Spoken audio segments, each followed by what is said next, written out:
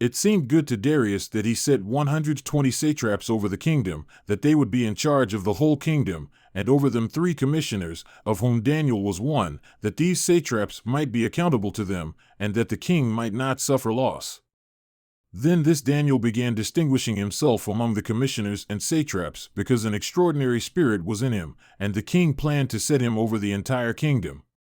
Then the commissioners and satraps began seeking to find a ground of accusation against Daniel in regard to matters of the kingdom, but they were not able to find any ground of accusation or evidence of corruption, inasmuch as he was faithful, and no negligence or corruption was to be found in him.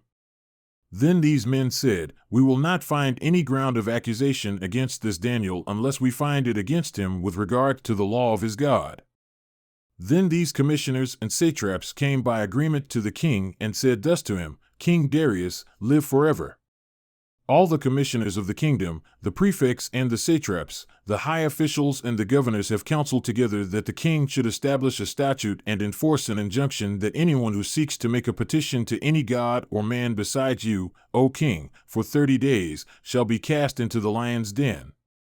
Now, O king, establish the injunction and sign the written document so that it may not be changed, according to the law of the Medes and Persians, which may not be revoked."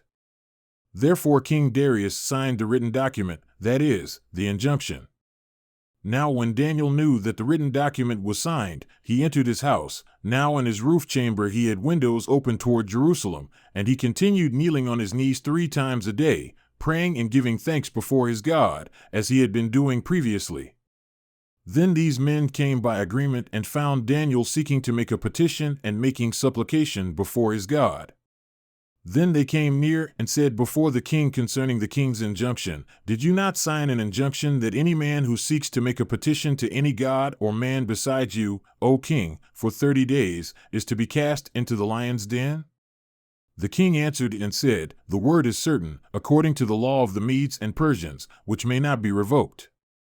Then they answered and said before the king, "Daniel, who is one of the exiles from Judah, pays no attention to you, O king, or to the injunction which you signed, but keeps seeking to make his petition 3 times a day."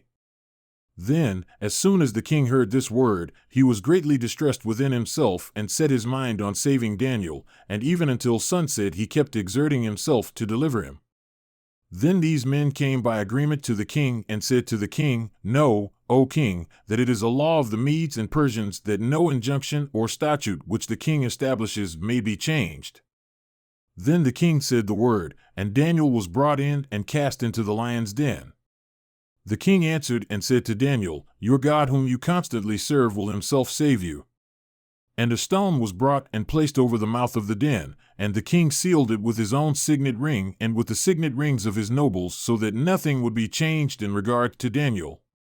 Then the king went off to his palace and spent the night fasting, and no entertainment was brought before him, and his sleep fled from him. Then the king arose at dawn, at the break of day, and hurriedly went to the lion's den. When he had come near the den to Daniel, he cried out with a troubled voice. The king answered and said to Daniel, "Daniel, servant of the living God, has your God, whom you constantly serve, been able to save you from the lions?" Then Daniel spoke to the king, "O king, live forever. My God sent his angel and shut the lions' mouths, and they have not harmed me, inasmuch as I was found innocent before him, and also toward you, O king, I have done no harm."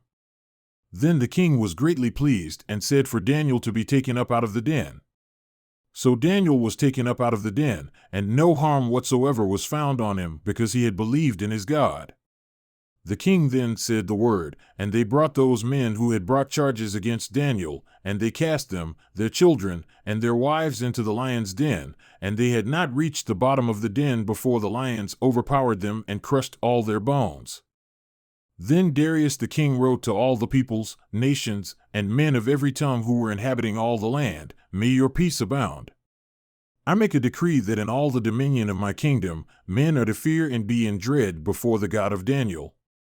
For he is the living God and enduring forever, and his kingdom is one which will not be destroyed, and his dominion will be unto the end.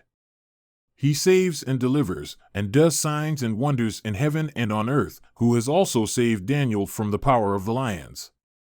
So this Daniel enjoyed success in the kingdom of Darius and in the kingdom of Cyrus the Persian.